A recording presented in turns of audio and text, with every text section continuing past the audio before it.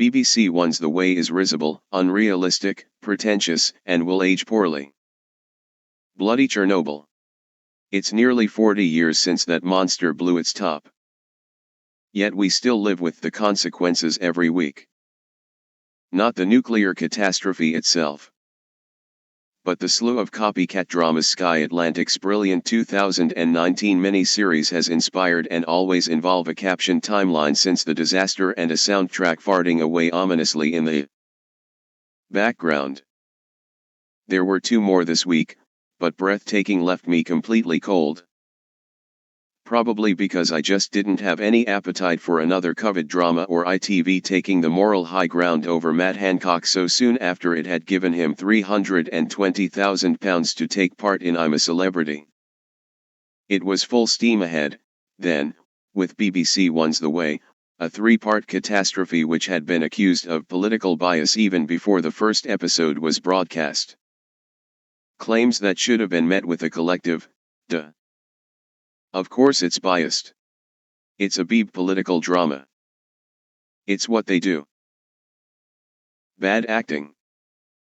I genuinely wouldn't mind, though, if the drama was realistic and done as well as, say, Channel 4's GBH or a very British coup, which both wore radical hearts on their very brilliant sleeves back in the day.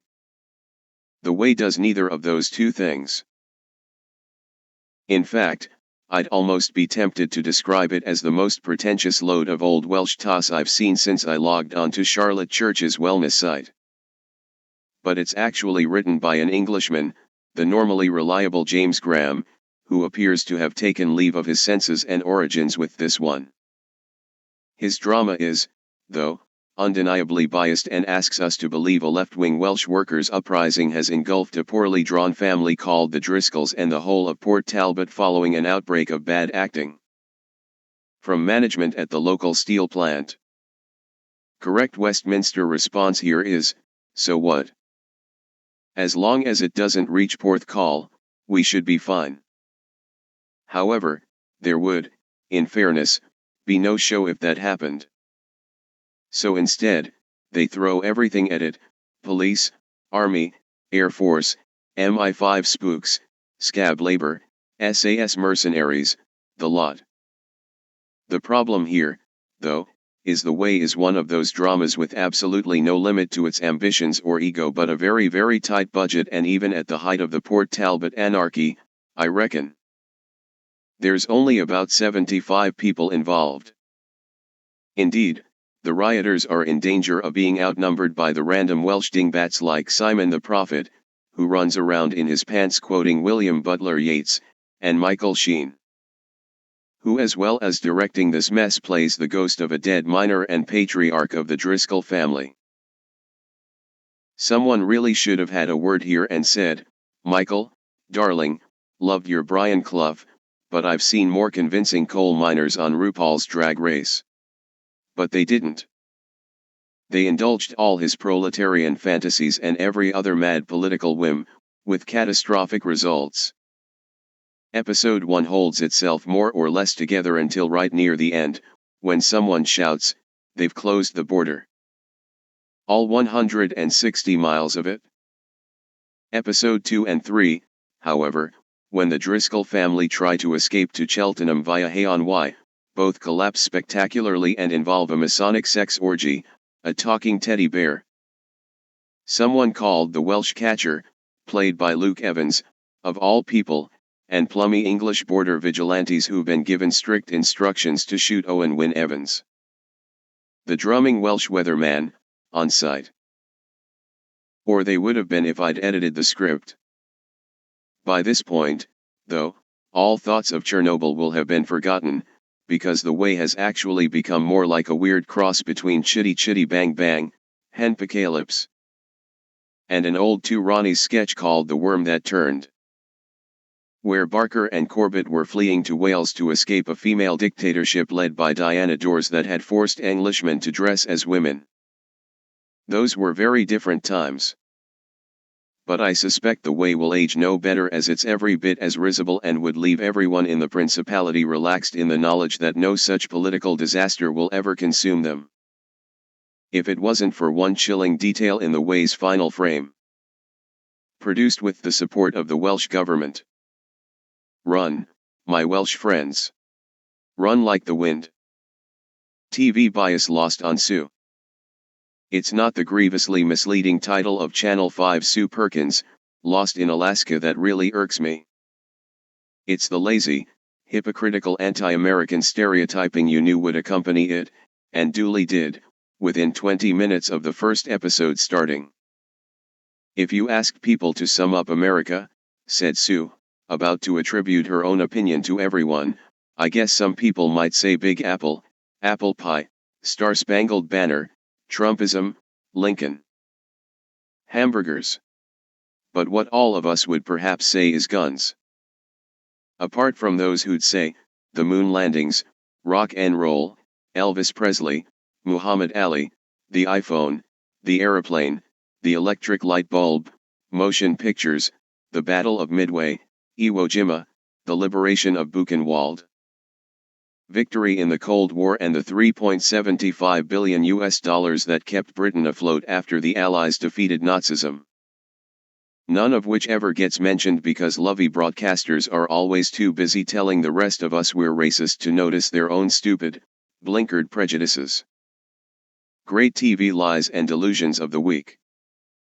Mastermind, Clive Myrier to Aaron Evans, I know your mum is going to be very proud of you.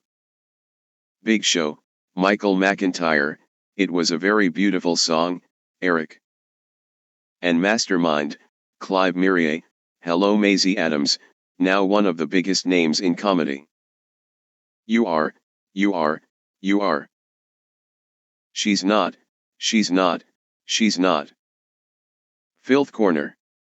BBC Scotland, Rythe Rovers v Dundee United, Michael Stewart, it's a sore one there. He gets dick right in the mouth. Unexpected morons in the bagging area. The weakest link, Romesh Ranganathan, in pop, which singer, who had in no one single year the first, the last, my everything, was known as the Walrus of Love. Jenny Murray, Paul McCartney. Romesh. Which daily newspaper has been nicknamed the Growniad due to misprints and typos? Shaniqua Paris, The Sunday. Limitless Win, and, the character Big Brother is introduced in which George Orwell novel? Becca, the BFG. The Chase, Bradley Walsh, a groomzilla is someone who is obsessive or overbearing in planning his what? Mel, hair. Random TV irritations. The Traitors Aaron Evans reveling in his own ignorance and appalling bad manners on Celebrity Mastermind. Nick Mohammed making David Tennant look like Billy Crystal with his mortifying Mr. Swallow turn at the BAFTAs. Made in Chelsea's Miles Nazir referring to Sunday's Dancing on Ice turn as the greatest moment of my career. And Eric Cantona's Dirge Gainsbourg routine on Michael McIntyre's Big Show, which, if his 1995 assault on the Selhurst Park crowd earned him an 8-month ban, should ensure he's forbidden from appearing on all light entertainment formats until the 2055 Royal Variety performance, at the very earliest. Great sporting insights. Martin Keown, if Burnley are going to get better, they need to improve. Peter Drury, Thiago is back so soon, he's been away a long time.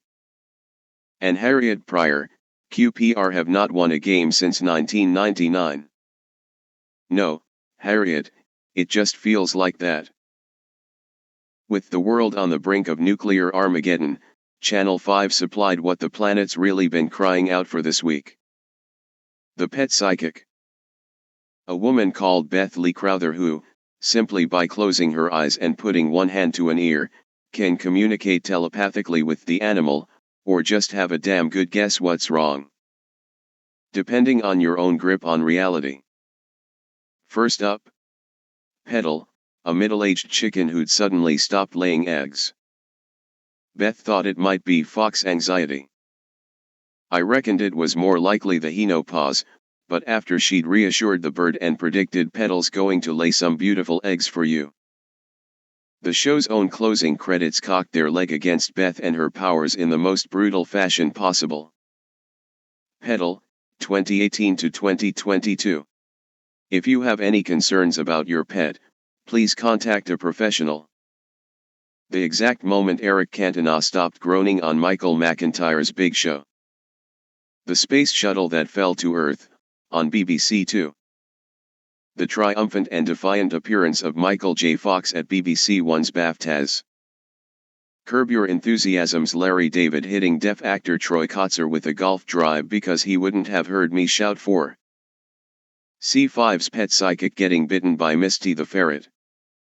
And unwind with ITV, the modern equivalent of the test card, which may offer nothing more than moving images of Edinburgh city centre or swaying poppy fields, set to ambient music.